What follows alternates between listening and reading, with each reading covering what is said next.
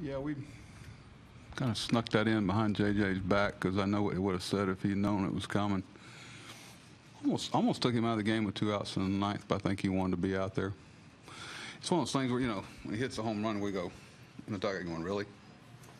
And I don't think it surprises anybody. JJ's delivered a lot of things the team needs over the course of his time here. We'll see what the future brings.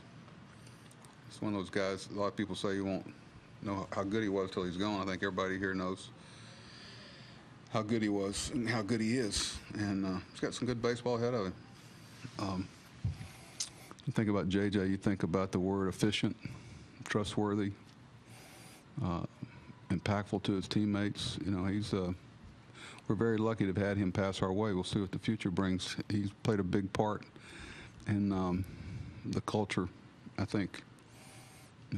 He talked to Jonathan and Manny and even Beck and Chris and people along the way that he's impacted. I think the greatest compliment, Brady and I were talking about him, that he's probably the only guy I've ever seen that reminds you of Cal at shortstop defensively. You always go, they're able to get to balls with their brain as well as their hands, if that makes any sense. You've often said of him, sort of his substance was his style. And a very difficult year for him. He never complained, did he? No, Jay, there's not a day Jay doesn't wake up and realize how fortunate he is, and how lucky he is, and to have come to Baltimore, a place where people really get what he brings. There's a play, a spinning sharp ground ball off the left-hander with a pull swing, hits off the middle of the bat with a little tardy, and it's going towards him up the middle. It's spinning, and I guarantee everybody in the ballpark thought it was a routine play. It was a really hard play, and I can't tell how many times over his tenure here I've said to him, standing in the hole, third hitter up in the inning, I said, how many people think really realize how hard that play was? He goes, me, you, Bobby, Manny, John. But JJ never, he never wants the attention taken away from the team. He's the ultimate teammate. Buck, you were surprised that, I don't know, Bundy's hamstring, obviously you didn't know about it until late. What's up with that, and do you think that he'll be able to pitch again this year? Well, I know there's probably some people trying to read something into it. I wish, I had some apprehension, quite frankly, about pitching him today. I was going to pitch him 5 innings only, and in fact, Roger and I tossed and turned on it the last few days, and especially after we got eliminated last night. So I got to tell you, in a way, it was a blessing. And I'm not going to. It's not embarrassing. The guy's it really cramped up. He strained it. He slipped, in his preparation. Things pitchers do. Warming up. They start about 11:30, 12, going through some things they do every time, and it knotted up on him. I mean, it kind of spasmed up on him, and so it kind of worked out well, because I really wanted to get Chris out there for another start and put our bullpen a little bit in a tough spot, having to take Chris out of there, having any length. But everybody that we brought in did their job. Michael was key today, I thought.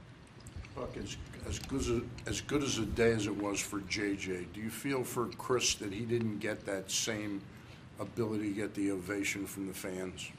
Well, like I said, let's see what the future brings for both those guys. Yeah.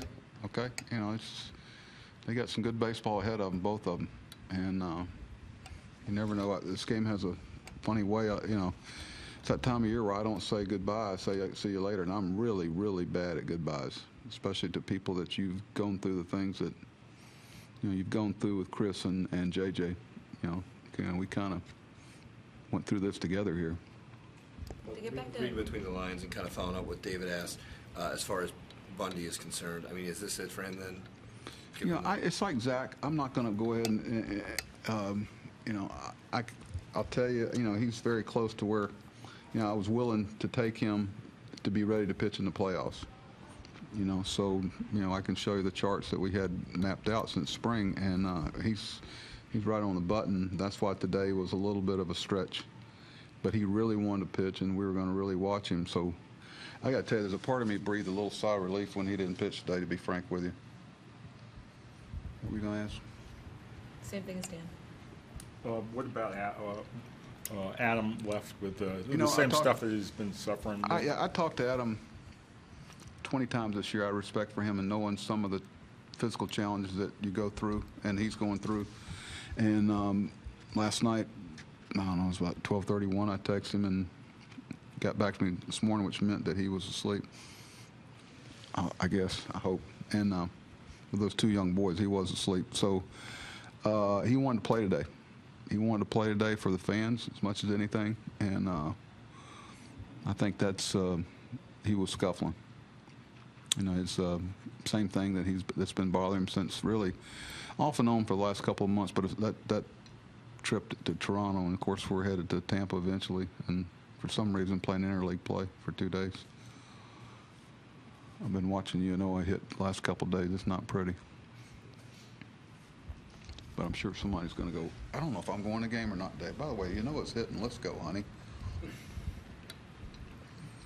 You mentioned wanting to see Chance Cisco catch a game like this with the atmosphere and, Archer. What was your impression? Well, I'm getting ready to talk to the pitchers a little bit that I trust. Darren will have a good take on it. Of course, John, there's not a better catch instructor in baseball than John Russell. And I thought what I noticed was that I didn't notice him. You know what I'm saying? And in fact, I'm getting ready to call Gary Cederstrom. I know Gary, and to see what he thought some from an umpire's perspective. But if he says he was terrible, I still like him. But John's not. I don't think he will. And no, I thought he presented himself well. Chris is quick to the plate. They don't run much on him, and the pop-up was tough. Thought he was pretty calm with that. Waited a long time to throw his mask away and didn't let it drift on him like a lot of guys get too far under it. They do a drill in the spring where they once they ask for their glove, they can't. It's like a pivot foot. You can't move more than a pivot foot to catch it. So they wait. John was pretty proud of that drill because it keeps you. See if you can make a good evaluation when it's coming out where it's going to be. When they first start out, they're always off, and it's a way to teach them that it drifts to this direction. So they make their call too quick for their glove, and their partner hands them the glove. I don't know why I got off on that. I guess I'm bragging about John's drills. But I'm sorry. Since you're not sure on Bundy, is there? I'm pretty sure. Yeah, Okay, y'all know I am. yeah, I know, but If he comes in and fights tooth and nail, I'd be surprised if he pitches again. But I'll never say never. So absent him, does Tillman have a chance to start again? Sure. Right now, with because Gauze's last start will be Tuesday, so Saturday, Sunday we've got some options. Problem is some of the options we have to use in the pen to get to it. Whether it's a Mike Wright, whether it's a Tillman, whether it's a couple other guys. So we may add a pitcher from the mini camp down there for Pittsburgh and Tampa because we're a little short down there. For relief help?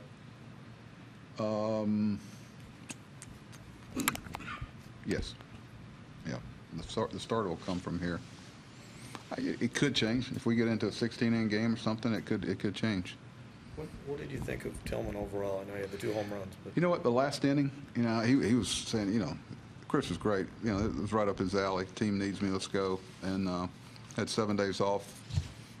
Not one whimper about anything. And he said, I'm fine to keep going. 60-something pitches, and after 7 days off, I thought his last inning was Chris. I did. He located some fastballs. In fact, he set up the runway. Said that there it was. Said I finally got it. I thought each inning got a little bit better. Got a little bit better. He's going to be a good pitcher next year.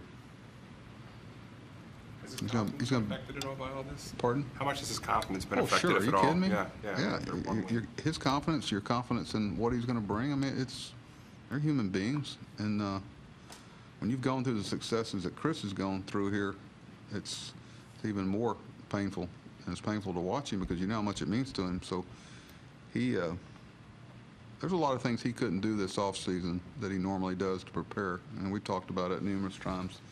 He's going to take very little time off, and he's going to get after it because he's not going to want to go through this again. I know that.